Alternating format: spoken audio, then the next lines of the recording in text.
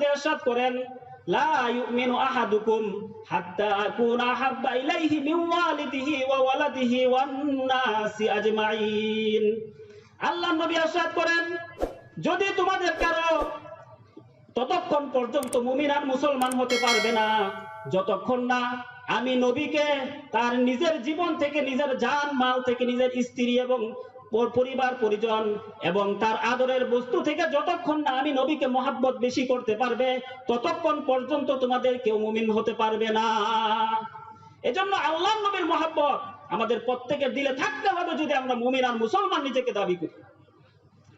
সুন্নত মানতে হবে, আল্লাহর নবীর সুন্নত মানতে হবে।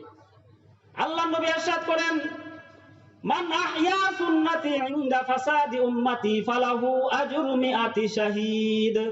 আল্লাহর নবী ইরশাদ করেন, যদি কেউ এই ফিতনা ফাসাদের জামানার মধ্যে একটা সুন্নতকে কি কোনো ব্যক্তি জিন্দা করে, আল্লাহ রাব্বুল আলামিন ওই ব্যক্তির আমলনামায় 100 জন শহীদের সওয়াব দান করে দিবেন। বলেন সুবহানাল্লাহ।